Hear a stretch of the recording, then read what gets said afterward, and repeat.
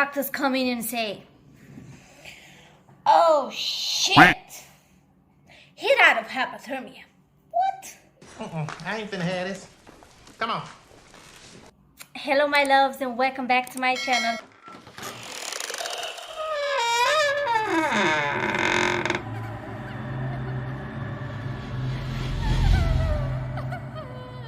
Her eyes were missing, her tongue was missing, parts of her lip was missing, and a portion of her skull had fractured and a piece of her skull had been removed. Hey, what's going on, guys? MrBallen here from TikTok. I'm your resident scary storyteller. Today, I have a really cool story. It's actually one of the first kind of unsolved mysteries that really captured my attention and drew me into researching all of these kind of crazy unsolved mysteries that are out there. The too long didn't read version of this is you have 9 highly experienced hikers that go off into the mountains and die under extremely mysterious conditions. Exactly. There are photos and journal entries. I mean, there's just a preponderance of evidence, but no one can make any sense of it. And to this day, it is one of the single most interesting things that I've ever found on the internet. So, in 1959, 10 hikers decided to head out on this 190-mile journey through the Ural Mountains in the northern part of the Soviet Union. Now, this was not a vacation. This was more like a mission to this group of experienced hikers, because in completing this 190-mile journey, they would receive their level 3 hiker certification, which at the time was the highest in the country. So they would be the top dogs in hiking. So on January 25th, they set off on this 16-day, 190-mile journey. The group was in good spirits. The pictures of them, they were happy. They were on course. Everything was going right. And then they reached this kind of critical juncture in the trip. They reached this mountain pass that actually was subsequently renamed the Dyatlov Pass after the leader of the group. The leader was named Igor Dyatlov. And so they reach this mountain pass, and they know they need to go through it. They need to negotiate this mountain pass. And so they set up camp, and the plan is early the next day, they're going to attempt to push through this mountain pass. And hopefully over the space of one day, they would be able to get through that mountain pass and set up camp on the other side. So early the next morning, they get up and they begin their ascent through this mountain pass. But unfortunately, a very bad weather system rolled in and it pushed them off course. And in fact, it pushed them onto a different slope that the local Mansi tribe called Dead Mountain. And so they get pushed off course. They're not going to get... Okay, so I hope that they didn't know that the land was called Dead Mountain.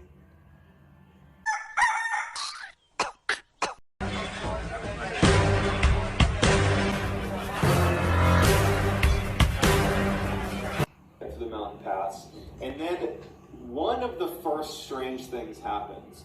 For some reason, now this group of experienced hikers that should have known that their best bet at this point, because of the bad weather and being pushed off course, would be to retreat off the mountain and find somewhere that was more protected to spend the night, because at this point they got to set up camp somewhere. But for some reason they decide to stay on the exposed slope of Dead Mountain, which means that they would be setting up camp in not only just a wickedly windy area, and there's like risk of avalanche and any number of things could happen, but they'd also be exposed to negative 40-degree temperatures. They're like out in the open, just getting crushed by the elements. But for whatever reason, they made camp right on the slopes of Dead Mountain. So when the hikers don't show up to a rendezvous point that they were supposed to meet at a predetermined time, the folks they were set to meet, who obviously didn't meet up with the hikers, they let authorities know. The same in the other story, the same. In 1993, a similar accident happened also in Russia, in Siberia, actually in the region of Kamardaban. This group encountered the same conditions. Bad weather, they had to camp, they had to sleep through the night. The next morning, everything went downhill, just like in this case. All of them besides one person, one girl, and her name is Valentina Utochenko. She didn't experience the symptoms that others have. They were bleeding out of their ears, noses, mouths, and eyes, and some of them were exhibiting very weird behavior. This was an experienced group. This was not a, now let's send out the search party. It was more like, okay, they should have been here, but it's 9 people, they know what they're doing, they'll get here soon. 3 weeks go by, and still no one's heard from these 9 hikers. And at this point, a search party is sent out, even including military units are sent out to find them. And relatively quickly, the search party comes across the campsite on Dead Mountain. And what they find is just horrifying. So the first thing they notice is that the tent they had been staying in had been slashed open, except from the inside, meaning someone inside the tent had slashed it open. Oh. And then in the tent itself, neatly stacked, was all their cold weather gear, or the majority of their cold weather gear, like their shoes and their jackets. I mean, it's all there. And there's no sign of the hikers. And then near the camp, like literally right out of this tent, is this neat set of footprints leading down towards this forest. And investigators, when they looked at the footprints, they could determine a couple of things. One, the majority of the hikers had either been barefoot or only wearing one shoe. In addition, their cadence, they were looking at the space of their footsteps, their gait, I should say, was indicative of a group of people that was walking calmly. This was not a panicked run away from your campsite. This was a walking calmly away from your campsite with not the right clothing on, probably no shoes on, down to the forest in an exposed mountain slope with negative 40-degree temperatures.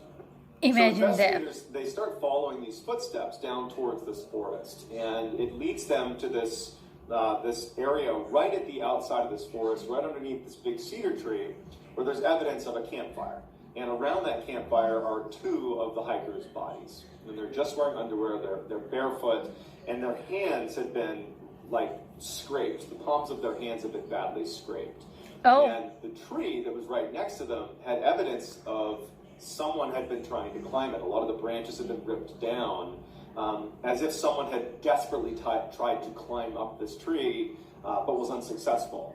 As if they were trying to, seek shelter from something or someone on the ground. But obviously they did not make it in time. Within several hundred feet of that campfire, the investigators found 3 other hikers' bodies. They were similarly underdressed, and it appeared the way their bodies had frozen that they were actually trying to make their way back up to the campsite. Investigators noted that one of those 3 hikers had a head injury that was consistent with someone repeatedly smashing their head. Another of those 3 had a strange rectangular bruise on their side.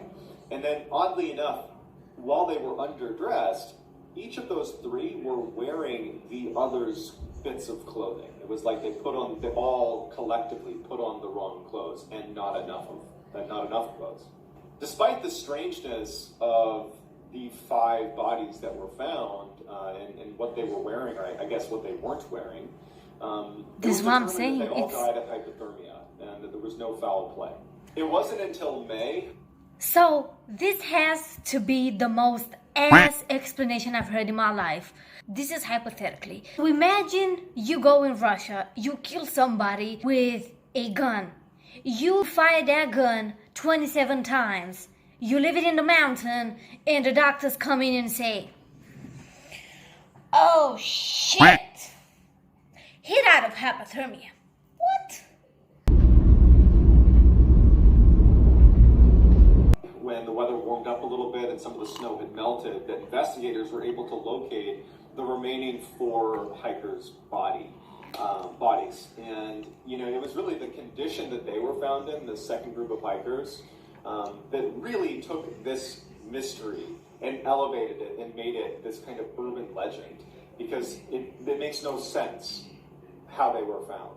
So the remaining 4 were found in this creek bed that came to be known as the Dyatlov Den. They were buried under about 13 feet of snow. Oh. And so of the 4 bodies that were found in the Dyatlov den.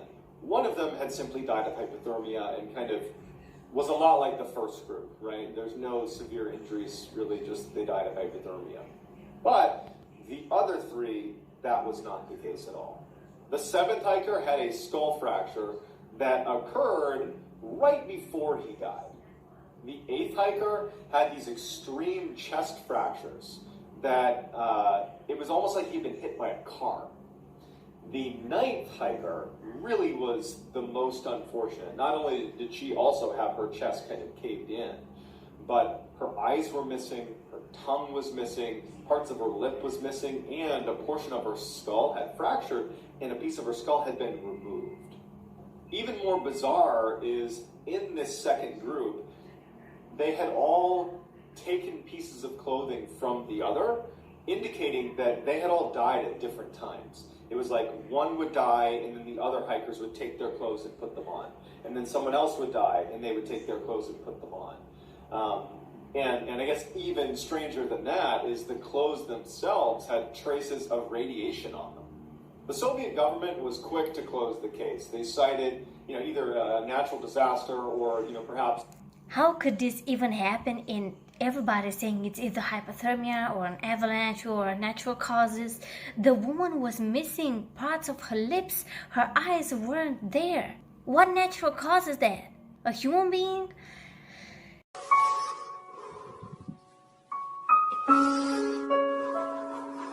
The hiker's incompetence as the result or the reason behind this horrible tragedy. But, nobody really believed, nobody as in the family, the friends, really the Soviet population, they didn't believe that that could be the actual explanation.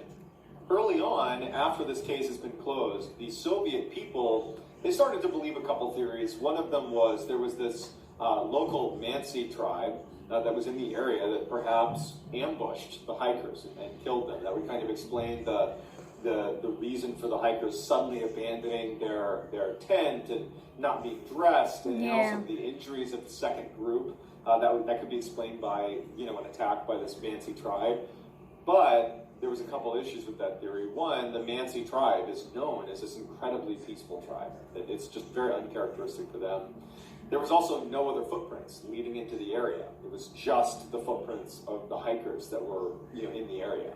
Another popular theory is a swift and violent avalanche that the group couldn't have seen coming. They hear it at the last minute. They jump out of their tent, cut it open, they go running.